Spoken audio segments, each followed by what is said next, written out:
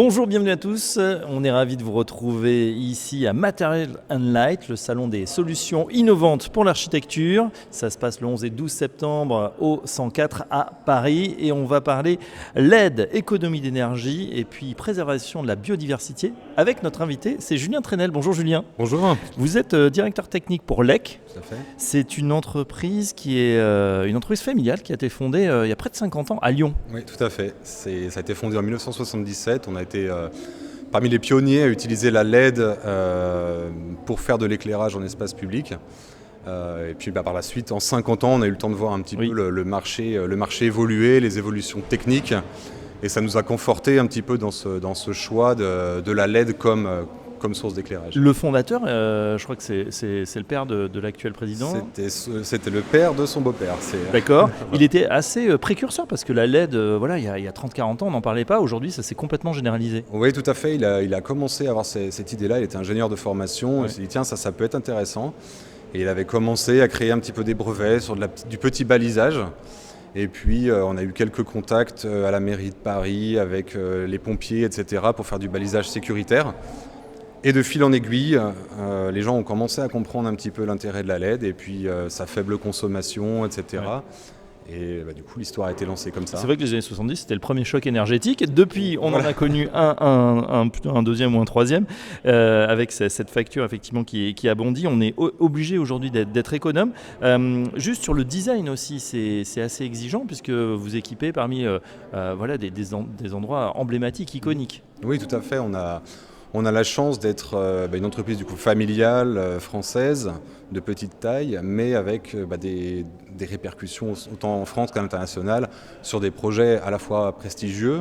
On a pi faire le Palais Bourbon ou le Taj Mahal, mais aussi sur des projets de petite envergure, mais où il y a une volonté de mettre en valeur le patrimoine de notre pays. Et c'est ce qui fait un peu notre flexibilité et notre force, d'avoir des projets de 1 luminaire à plus de 500 luminaires. Ouais, par exemple, au MUSEM à Marseille. Voilà, le MUSEM de Marseille a été éclairé par LEC.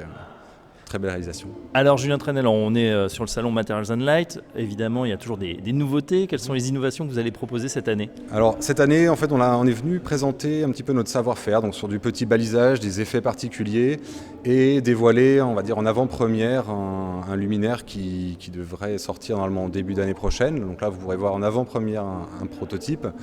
Qui s'appelle le Tandem. C'est un luminaire, en fait c'est une applique bidirectionnelle, une applique murale, dans laquelle on peut incliner plus ou moins le faisceau lumineux selon les désirs pour le rapprocher un peu plus du mur ou l'éloigner du mur pour éclairer un passage piéton ou quelque chose comme ça. Donc voilà, c'est un luminaire qui est assez intéressant, entièrement pilotable, et qui permet justement de bien diriger le flux lumineux sur ce qu'on veut éclairer. Voilà. Vos clients sont les collectivités, les communes, bien évidemment. Elles sont évidemment sensibles aux économies d'énergie. On en a dit un mot. Avec cette règle, cette norme d'éteindre carrément à 22 heures, on a le sentiment qu'on est en train de revenir un petit peu sur cette règle. Oui, ça fait quelques années. Alors c'est un gros travail un peu des acteurs de notre secteur, que ce soit le syndicat de l'éclairage dont on fait partie, ou même l'association des concepteurs lumière, ou l'AFE, c'est sur ça de l'éclairage.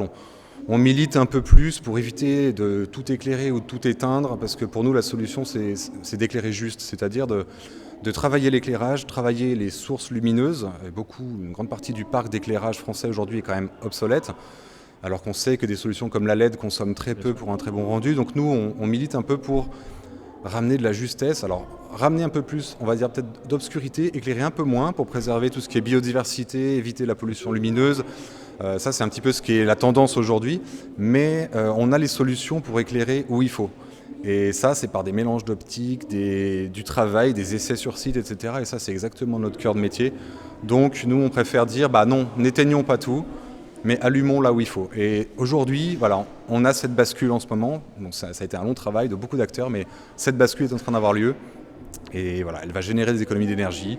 C'est avoir du pilotage, des détecteurs de présence, des choses comme ça. Et c'est notre travail, donc on est très content d'être toujours dans dans cette Dans optique-là. cette On l'a dynamique, toujours évidemment. eu et on est toujours dedans. Voilà, conception à Lyon, fabrication dans vos ateliers en Auvergne-Rhône-Alpes, Ouais, donc, tout à fabrication fait. 100% française. Mhm.